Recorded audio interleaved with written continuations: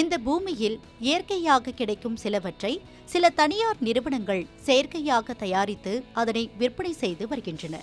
அந்த வகையில் அடுத்த கட்டமாக சூரிய ஒளியைத்தான் செயற்கையாக தயாரிக்கும் நோக்கில் ஒரு தனியார் ஸ்டார்ட் அப் நிறுவனம் செயல்பட்டு வருகிறது.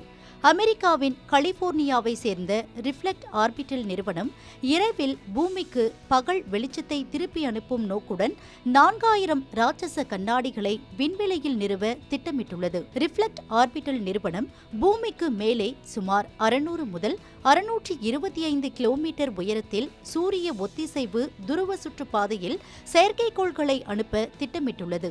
இந்த கண்ணாடிகள் மோட்டார் பொருத்தப்பட்டதாகவும் நிரல்படுத்தப்படக்கூடியதாகவும் இருக்கும். இதன் மூலம் புவியில் தேர்ந்தெடுக்கப்பட்ட இடத்தை நோக்கி சூரிய ஒளியை திருப்ப முடியும்.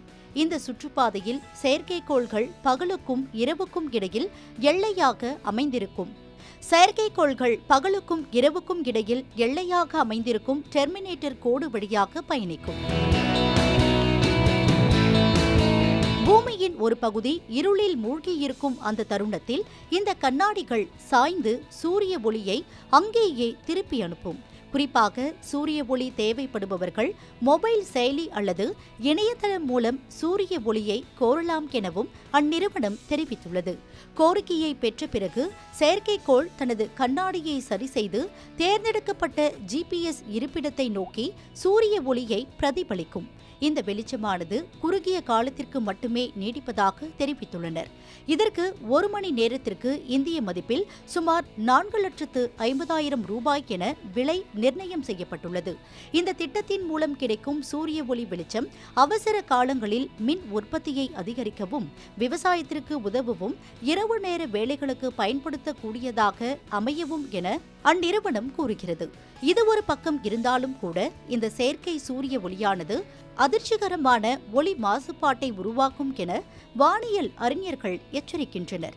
இந்த விண்வெளி கண்ணாடிகள் பௌர்ணமி வெளிச்சத்தை விட 4 மடங்கு அதிகம் இருக்கும் என அந்நிறுவனம் தெரிவித்துள்ளது.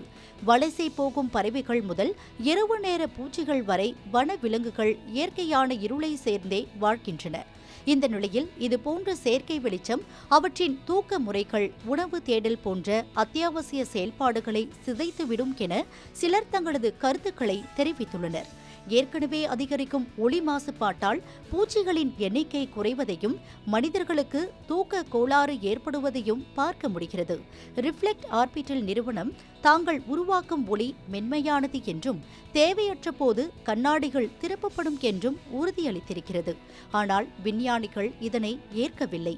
ரிஃப்ளெக்ட் ஆர்பிட்டல் நிறுவனம் ஆரம்ப கட்ட முன்மாதிரியை ஏவுவதற்கான அனுமதி கோரி கூட்டாட்சி தொலைத்தொடர்பு ஆணையமான FCCயிடம் விண்ணப்பித்துள்ளது.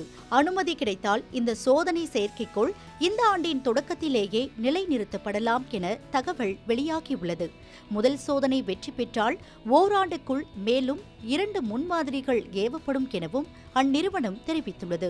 ரிஃப்ளெக்ட் ஆர்பிட்டல் நிறுவனம் 2028ஆம் ஆண்டில் இறுதிக்குள் 1000 செயற்கைக்கோள்களையும் 2030ஆம் ஆண்டின் இறுதிக்குள் 5000 செயற்கைக்கோள்களையும் சுற்றுப்பாதையில் நிலைநிறுத்த இலக்கை நிர்ணயம் செய்துள்ளது. இறுதியில் 50,000 செயற்கைக்கோள்களை கொண்ட ஒரு விண்மீன் கூட்டத்தை உருவாக்குவதே இந்த நிறுவனத்தின் நோக்கமாகும்.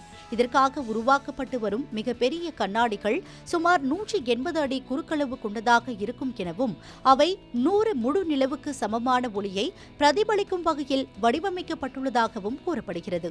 மேலும் இதற்கு பல்வேறு தரப்பினர்களிடம் இருந்து ஆதரவு வந்த நிலையில் அதனை செயல்படுத்துவதற்கான வேலையில் அந்நிறுவனம் முழு வீச்சில் ஈடுபட்டுள்ளது.